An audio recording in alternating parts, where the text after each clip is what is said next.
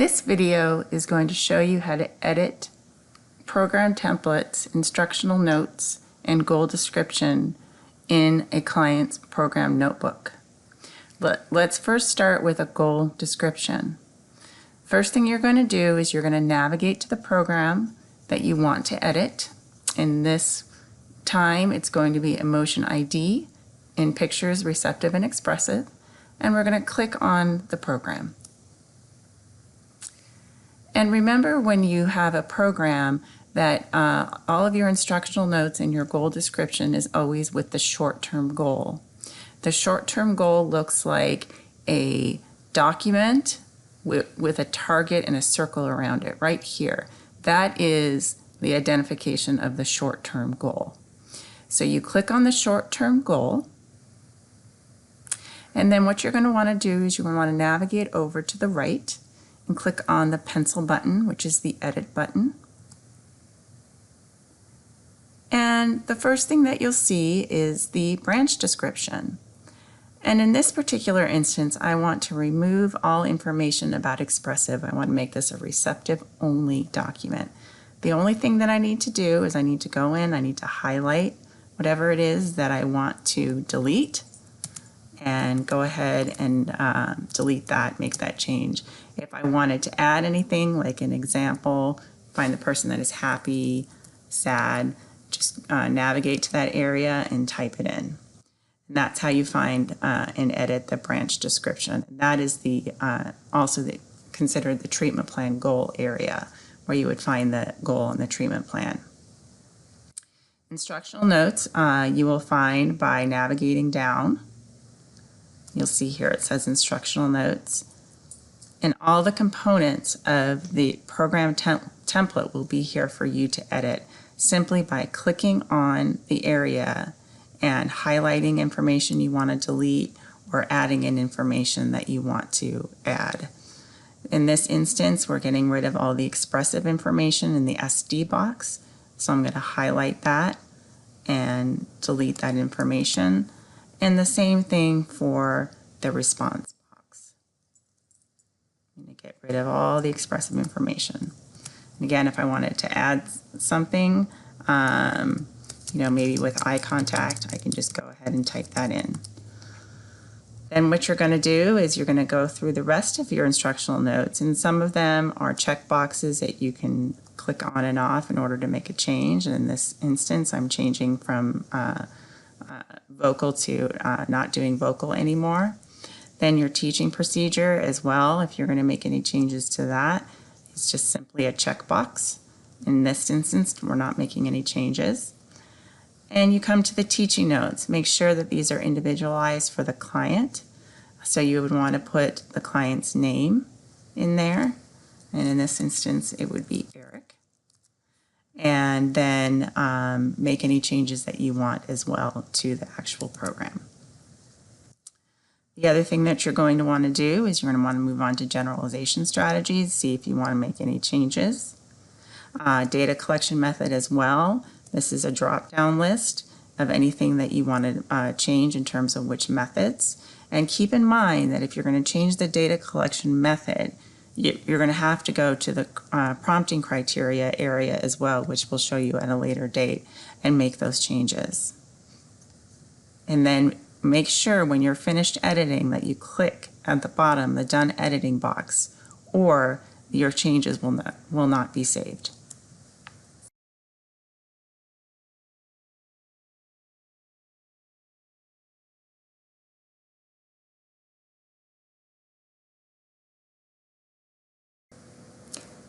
Editing a program title and adding set targets is simple.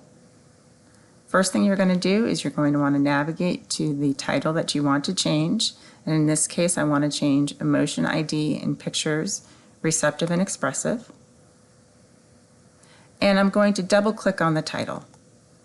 And you'll see that opens up the dialog box, and you get the information there that you can edit. And I'm simply going to remove the expressive component. And then I'm going to click Return. And keep in mind, when you are changing the titles on the programs, you want to do it for every part of the program, including the short-term goal and the targets. So you would need to go into each of the titles by double-clicking on them, changing the information, editing the information that you want, press return, or simply just click on the next item. And I'm going to change this one to receptive as well. So you would do that for all the subsequent items so that the titles are consistent. In order to add set targets, remember that some of these programs will not have set targets. For example, Emotion ID in Pictures set 1 is blank. We need to add in targets for that set, like happy, sad, angry, scared, surprised. So you simply would double click on them and you would type in what it is that you want in that set. A quick note, what you can do if you want some ideas for the sets is you can click on the instructional note. And again, finding the instructional note is always where the short-term goal is. And the short-term goal is the file icon with the target with the circle around it right here. It's always the second one down. And then you want to navigate over to the right side to the clipboard, which is the instructional note. You want to scroll down the instructional note till you get to the bottom. And then you'll see there's some set ideas here for Emotion ID, happy, sad, angry, scared. So you can simply copy and paste them onto there, but basically you can get some information on there. Some of the sets will already be supplied for you in the actual programs, and others you'll be able to get some set ideas.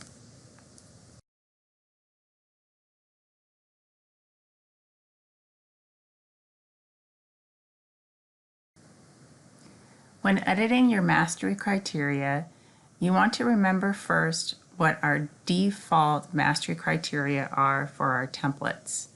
Here you see in front of you is our probe 80% times 2 sessions default mastery criteria.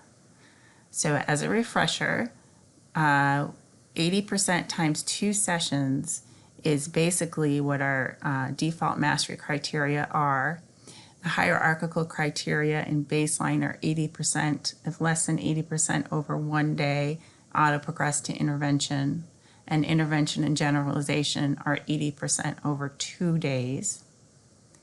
Maintenance criteria are equal or 80% over 1 day.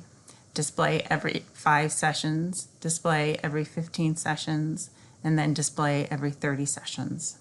So if you want to make a change to that, we'll show you how to go through that process. So right now I'm back in a program notebook, and as you know, to find the mastery criteria, you go to the target level. And then let's say I wanted to change the mastery criteria here on set 1. So I'm going to click the edit button. And let's say that I wanted to ensure something small, like for the first set, I wanted to change the baseline criteria to 100%. So what I can do is click on the area where it shows the criteria in blue, click on the edit pencil button, and then I can change the criteria here to 100. Don't forget to click on the Save Target, and it has changed your criteria. Let's say I want to do that for all of my criteria. I just want to make that one small change to all of my criteria in each of the sets. There are 2 options. One of the options is to go into each of the sets and make the same change as I showed you before. You click on the edit pencil, you go down to baseline criteria, click on the edit button, and then change the criteria manually to 100. The second option in changing basic mastery criteria involves some pre-planning. This is something that you're going to have to do when you add the template to your program binder. You cannot use this option when you already have the template in your program binder here, for example, personal info, answering questions. But what you can do is if you plan ahead and you know that you want your mastery criteria to be different than the default, is you go back again to your long-term domain level and you click add a branch. And let's say, go to library, and let's say I wanted to add action ID expressive. So I'm going to go down to my short-term goal level. And what I'm going to do is I'm actually going to double click on the icon. And what it does when you double click is it allows you to unselect all of the target items so that you can select which ones you want. And since I want to change, I may want 5 to 10 sets of action ID, but I don't want the mastery criteria to be the default. What I'm going to do is I'm only going to click 2 targets. One is the first set, and then you always want to click the combined option at the bottom. And that's something that is for treatment plans for supervisors that are going to want to use. So you're going to want to add that in, click add selected. And so what that does is that brings in your program with just one set available. And what you're going to do at that set level, remember to go to the target. You see there's only one set, and then there's the combined, which you want as well. You go and to the target level, you click the edit pencil to the right. You scroll down to the mastery criteria.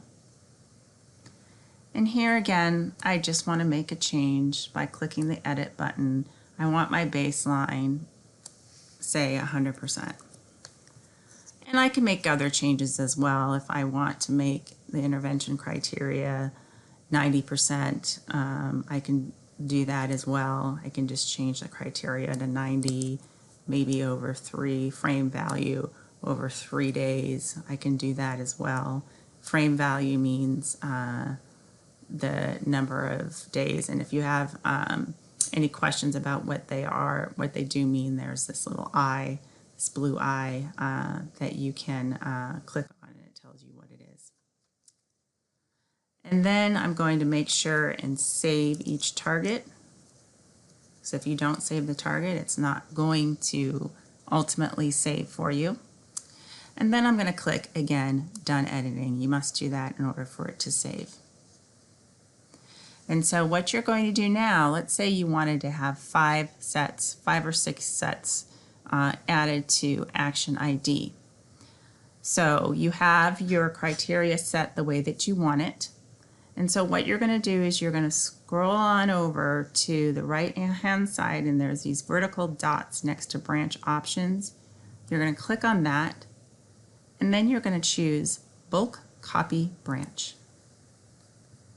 Then you want to click how many times. I want to copy it 5 times, and then click copy branch. What that's going to do after you refresh it is it's going to give you 5 copies of the set.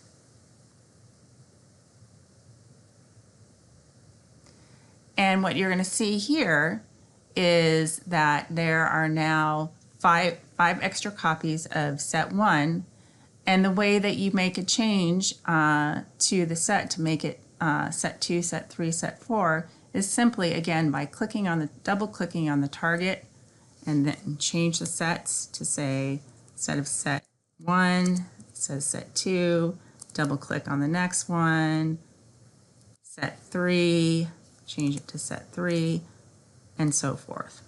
And what you'll notice is once you've bulk copied that branch, you click on the edit button, you're going to see that your mastery criteria have also been copied. You have 100% over 1 day, 90% over 3 data points, which also prevents you from having to make that change on every single set. So if you plan in advance, there are ways that you can change the criteria in prompting settings.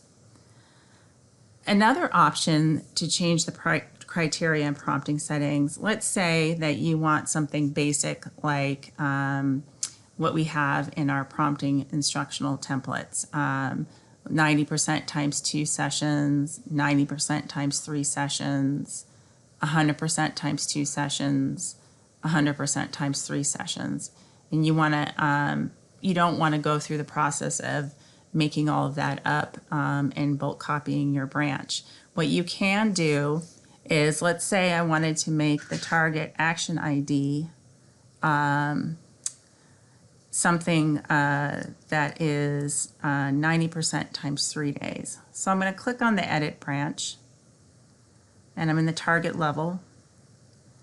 And then I can also choose in the criteria and prompting strategies, instead of editing each button, which you can do, you can import a template. And as you can see here, at the top we have our 80% times 2 sessions default. If we wanted to bring it back to that, we could do that.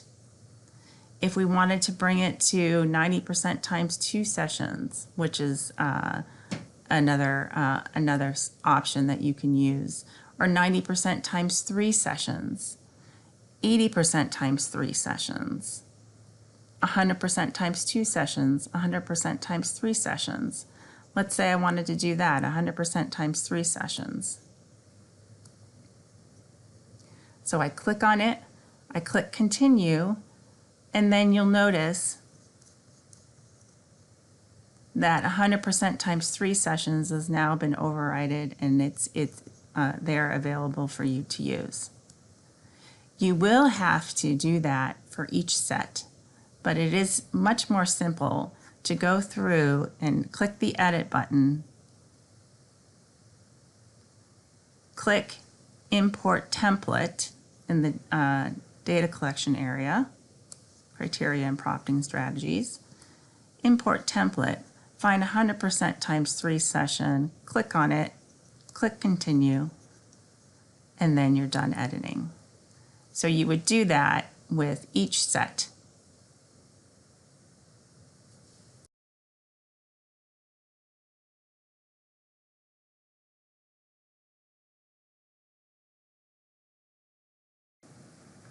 When editing your programs in Learn, you're also going to need to set up what's called a combined graph. And a combined graph is always found at the bottom of your targets. For example, we have associations match, and then that's our short-term goal. And then we have our associations match target set 1 through 10. Then we have a combined graph. And a combined graph allows you to look at all 10 sets all at once, and that's going to be very useful for when you're doing your treatment plans and setting that up. So in order to make that happen, we need to set it up here. So what we're going to do is we're going to click on this target, the combined target. We're going to click the edit pencil to the right. And then we're going to go down to the data collection details for combined graph. And what we're going to take a look at is what we want is all the sets for association matching. And what you'll see here is there are a lot of different sets from the program. But what you can do is you can go back up to the top and you can search. So we want everything that says associations.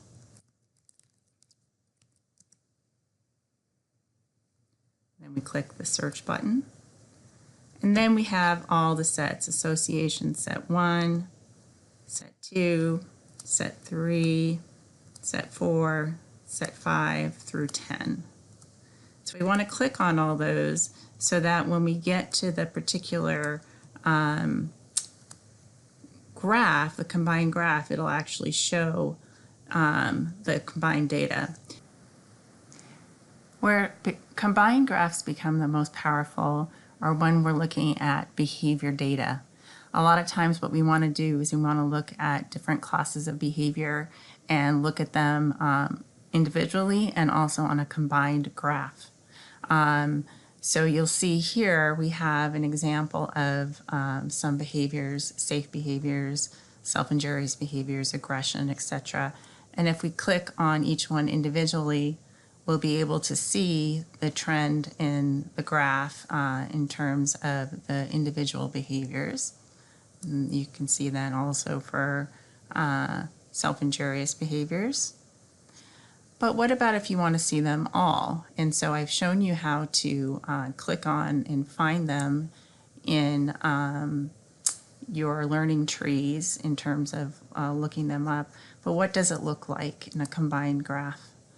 So a combined graph shows, we haven't put in all the data yet for this client, but as you can see for some of these data, you can see that this one's for safe behaviors, this one's for aggression, and this one's for property destruction. So you can see the power that it has in combining graphs and being able to display your data.